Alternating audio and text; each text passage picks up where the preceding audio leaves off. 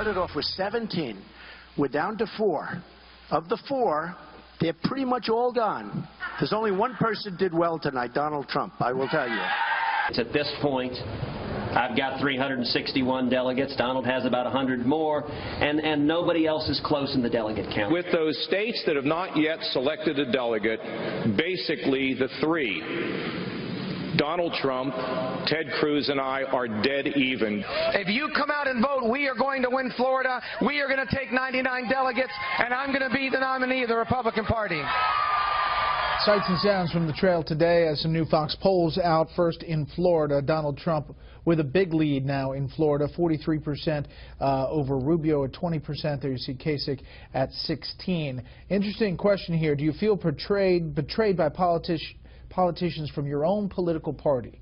Yes, 63%. No, 32%. Now to Ohio, and you look at this, a slight lead for John Kasich, but Donald Trump within striking distance there with the plus or minus 3.5. You see there Cruz in 19, and there you see Governor Kasich's job performance in Ohio in this latest poll. This, as the delegate count, is counting up. After last night in Michigan, Donald Trump with 458.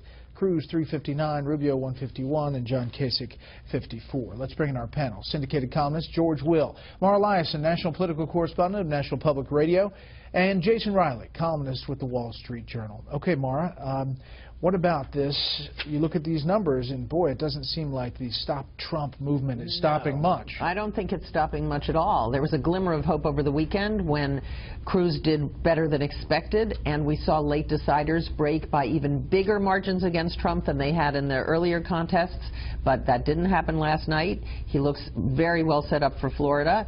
John Kasich is an extremely popular governor of Ohio. He won 84 of 88 counties, and you see that reflected in that poll that you just put up. But I think it's going to be very, very hard. You know, when you see John Kasich talking about the states that still haven't voted, we're up in there. He hasn't won anything yet. Marco Rubio's won in 2 places. You know, he's pointing to that NBC Wall Street Journal poll that polled and separated the states that hadn't voted, and he's essentially tied. But yes, but the thing about proportional allocation of delegates, it's hard to catch up with someone if they're ahead because they keep on getting further and further ahead. But Ted Cruz has legitimate bragging rights. He's 99 delegates behind. It's a 2-man race. Jason. Trump had a good night. It's still his nomination to lose. I think Mara's right. Ted Cruz didn't have as good a night as he needed to have. I mean, and that's a problem for Ted Cruz. Yeah. I mean, the Deep South was supposed to be his strength, and yet he's regularly been whipped down there by Donald Trump, and the map isn't going to get easier for Ted Cruz as you leave that region of the country. But Trump still does have a big problem here, which is that half of the Republican Party doesn't like him. And that is what we saw again last night. And that number has been growing in recent weeks. And that is going to be a problem. He's got a solid third of the party behind him, but 2/3 regularly vote against him. And he loses badly to Hillary Clinton. He also loses in one-on-one contests with Rubio and Cruz. So Trump's got some work to do. By the way, Rubio tells Megyn Kelly in this town hall tonight that he has not had any conversations with anyone, including Ted Cruz, about dropping out. He says this talk about Cruz-Rubio ticket and all of this formulation that's out there and about, he says, is 100% false. George. Well, his problem is illustrated by 2 states, Mississippi and Michigan. Very different, very similar, very dismal results for him. He didn't even get in double digits in Michigan. There's some people, Howard Baker, a senator, was like this. People said of Howard, great guy, funny, intelligent, bright, public-spirited, glad he's in public life, not president, they said when he tried in 1980. John Kasich's problem is this. He has to, in order to win before Cleveland, to get to 1237, he has to win 83% of the remaining delegates. Not going to happen. My third takeaway is this. The theory of the race that Ted Cruz formulated a year ago was absolutely right, that the key to winning this nomination was downscaled, disaffected voters, non-college educated.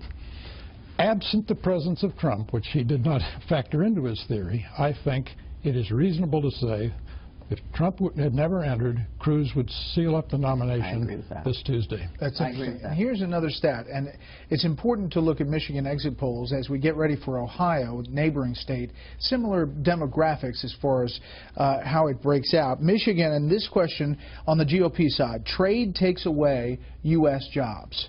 Trump, 45%. Now let's turn to the Democratic side. Trade takes away U.S. jobs. And you see Bernie Sanders, 56%. They are striking the same chord, Maura.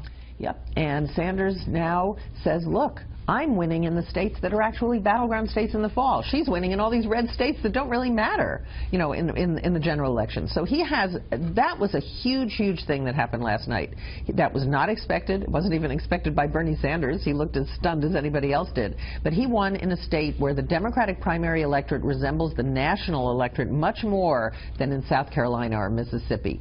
You know, African Americans have a lot of Michigan, big chunk of the Michigan primary electorate, but not a big one. And the question this raises is, if she can get beat by a Democratic populist in Michigan in March, why can't she get beat by a Republican populist in Michigan in November? Not just a Democratic populist, but a Democratic socialist. Yeah, right. Right, a Democratic populist socialist. You know, that was a big win in Michigan. I think it might have been the town hall, but who knows? It might have been it. The thing about Bernie Sanders, though, is when you look at the delegate math, right, it's just not there. Right. The win was impressive, but in no way a game changer. But I do think the significance of that victory is what Maura said, that the trade issue is probably what did it for him, and there is not a lot of daylight between Bernie Sanders and Donald Trump on free trade. George? Well, Hillary Clinton's best surrogate, the Clinton people actually like, is her husband. And she couldn't use him very much in Michigan because his finest achievement, in some of our view, was NAFTA, which he passed over the strenuous objections of his own party with Republican majorities. But that's not popular in Michigan, where the socialist, which is supposed to be a man of the glittering, unfolding socialist future, ran a retrospective campaign saying, oh, if only Michigan were the way it were in the 1950s, we're going to bring back automobile jobs, which is, of course, nonsense. Another thing he has in common with Trump.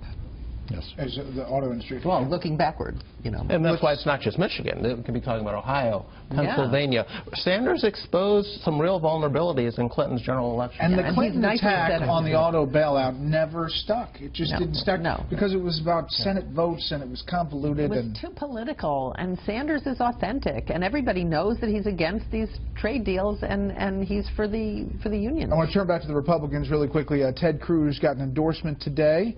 Carly Fiorina. Now, you know, there are other people in our party who actually are kind of horrified by Donald Trump. I'm one of them.